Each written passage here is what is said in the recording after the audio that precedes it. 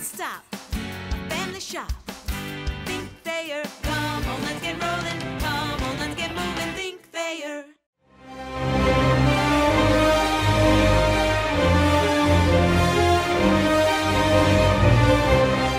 Coach, will you talk a little bit about the red zone defense against Buffalo? We talked a little bit about it Saturday. Looking at the film, were there specific things that you did, or you being the team obviously, that led to success there? I just think it was more focus. You know, when you get down in the red zone and your back's against the wall, as bad as it sounds, the guys seem to focus more. The effort increases. You would like to have that in the middle of the field and the beginning of the field as much as you have at the end. But I think the intensity and the focus picked up, and the guys performed extremely well down there. I was really proud about the way they performed in the red zone. I think if you'd want to put a positive spin on that, it's one of those where if you could give them or get them to have that focus all the way through, you could really take steps forward defensively. We're always trying to be as focused as we can, and there's no doubt that the more focused we are, the more success we're going to have. Roger had so much success in the first quarter last week, Coach. Second half, not so much. I know they made some adjustments on defense, and I think I heard you in post-game say you kind of blaming yourself a little bit for not keeping him more involved in the offense in the second half last week? Or? Well, yeah, I'll take the blame. I mean, we've got a lot of good players. I mean, we don't have to just throw the ball to Roger Lewis every single snap. I don't think that's fair to all the other guys. I think that Roger, just like Travis, just like Matt, there's key parts of our offense, and those guys need to get their touches. But outside of that, we don't need to do it all the time. And I just thought that, the other corner looked more inviting. We got other wide receivers that can go the other direction, and might as well try to get our opportunities on the other corner more so than trying to go after one of the better ones. I know you felt really good about the performance of your defense in the second half. What about the offense? 7 points in the second half. Any concerns? Or? Did you check to see how many possessions we had in the second half? Yeah, I think when you look at that and you look at what we did with those situations, I can't remember. It all gets clouded because I'm looking at UMass right now. I can't remember. Was the fourth down ones in the second half as well? So both of them. Can you guys remember? You had a 3-and-out.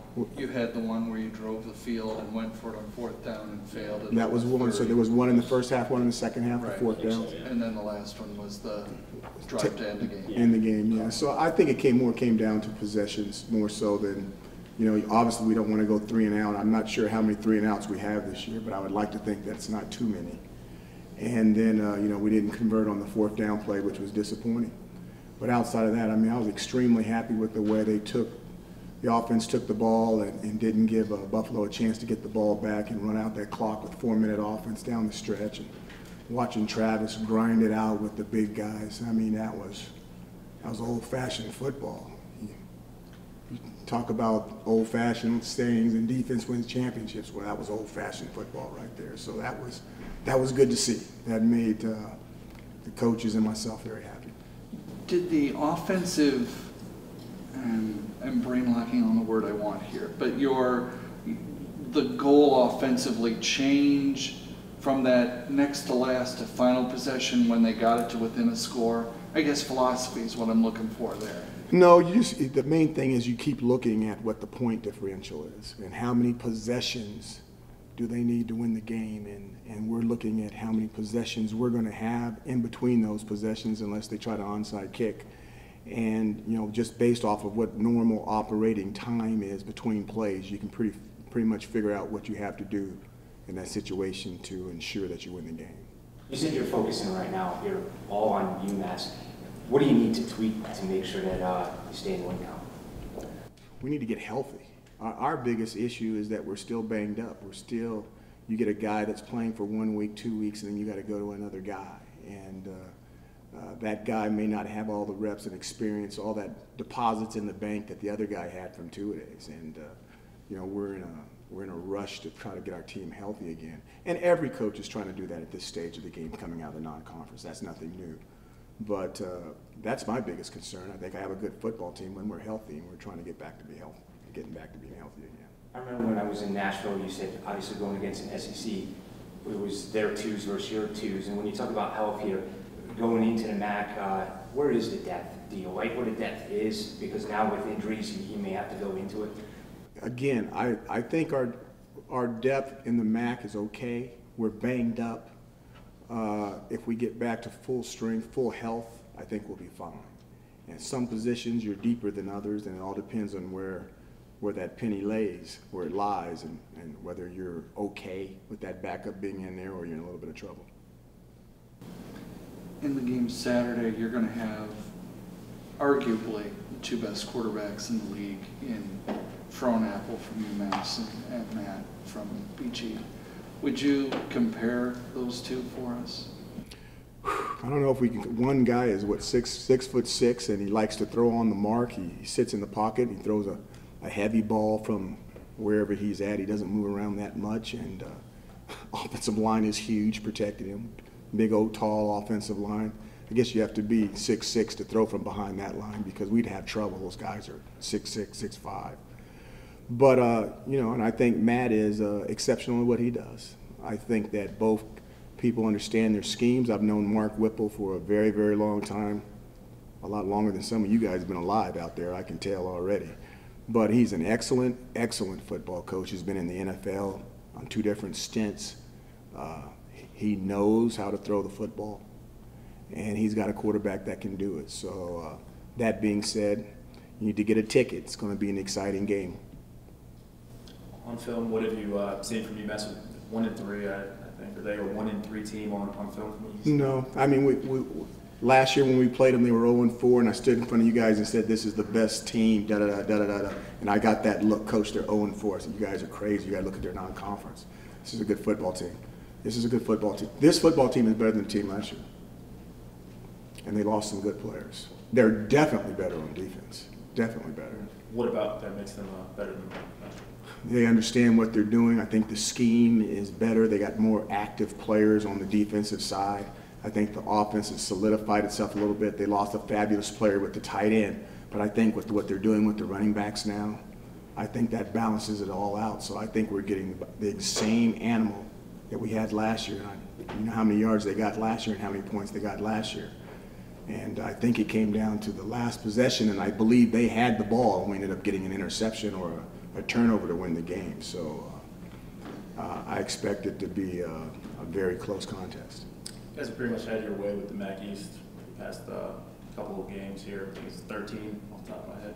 But is there any sense of not getting up for this game when you've had so much success in the conference?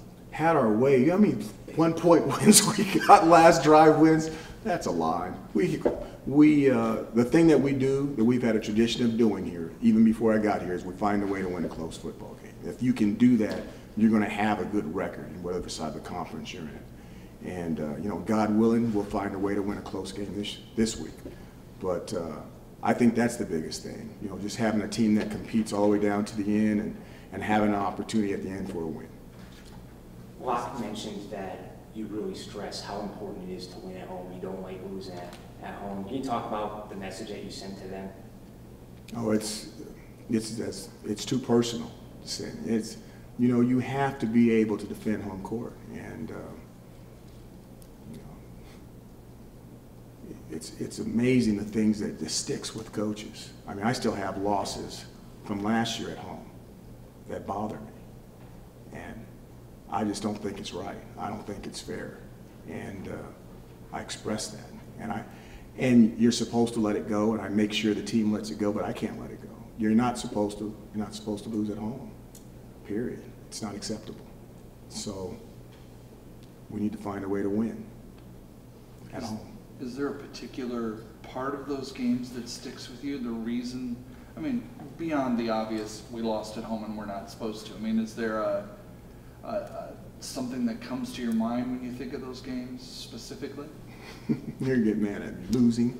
You get a great atmosphere out here in the Deutsch. You get the community out here. The moms and dads of the players are all at the game, and they're outside the locker room. They're going to be here for the tailgate afterwards, and you want to send everybody home the way they came. happy to see their sons and excited about what they're doing on the football field and academically, and excited to see the coaches. And you got recruits in the house, and it's just one of those things. For a program to be a top program, you need to make sure that you win at home. It makes everything better. It's like mama's cooking. It's always better. How long after a win do you bask in that and compare that, if you would? How long does the loss stick with you right afterwards? With our team, they have a 24-hour rule, and then they have to get over it. Win or lose? Mm-hmm. And we're good with it about the team. For me, I may not ever forget it. But that's okay. I won't be around that much longer. I'm an old dude. Don't say that. Hey, I'm blessed. I have no issues. With tendency to go for it on fourth down, we know your philosophy there, but do you ever worry about the kicking game with Tyler not being able to get, I guess, consistent number of kicks when, I don't think he kick at Purdue. I can't remember for sure. But, I'm not sure. But then just the one last week, just such an inconsistent, being able to come in and have chances. Is that worrisome at all? For him to be, get in the rhythm or anything like that? No.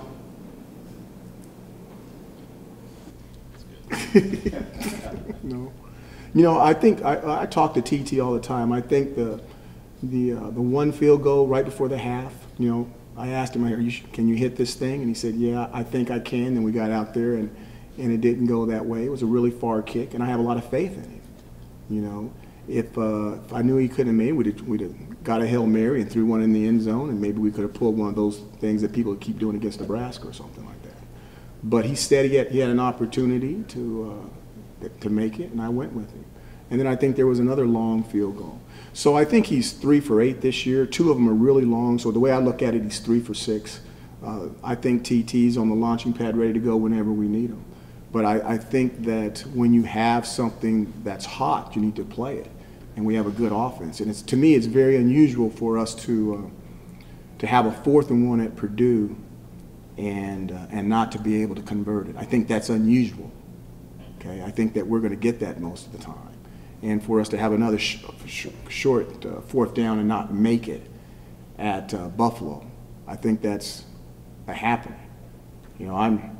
It's hard for me to let that go, both of those plays. And I think we had opportunities on both of them. And then we went for it on the 4th and 10 because that was too far to kick the field goal. It was in between. We could have punted for 20 yards, or we had an opportunity to go for it and try to get a 1st down. We hit the guy, and he doesn't catch it, and that's a happening. For him not to catch that ball, he came off the field. I didn't say boo to him. I said, that's a happening. Because, there's nobody with a better catch percentage than that guy, and the ball was on the money. So I don't look at it that way. I look at it that we're going to need him, and when we need him, he's going to come through for us, and we're going to pick him up and put him on our shoulders and carry him out of the stadium, and everybody's going to be happy. Coach, I know you're all business, but for us, it's fun watching this offense. You got a couple players that are getting national recognition. Do you ever take time and sit back and crack a smile and enjoy what this offense has been able to do?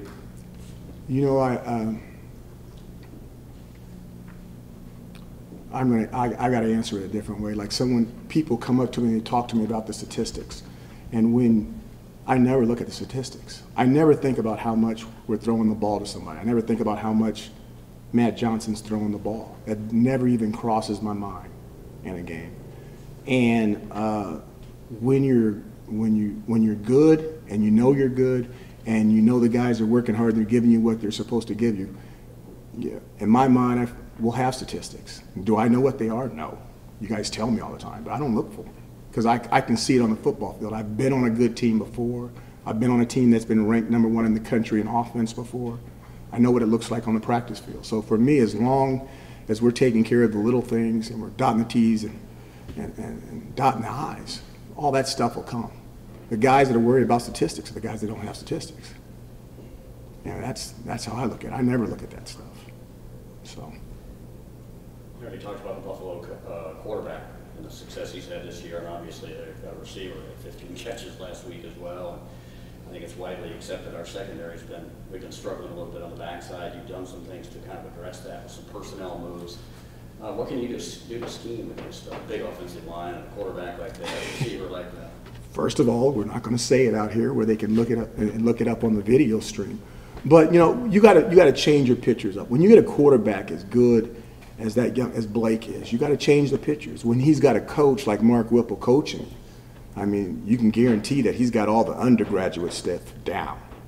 Okay, so you got to get into your master's degree and some of your graduate work stuff and some of your professional stuff, or you're not going to have a shot at the guy.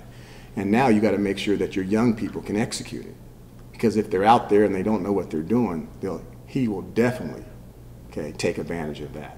So you need to make sure that whatever you're doing, the kids are comparable. You may give a little twist here, maybe another little twist there to throw him off for a series or two, and then outside of that, you just hope he has a bad day, because most likely he's going to have a good day, and his good days are normally good enough.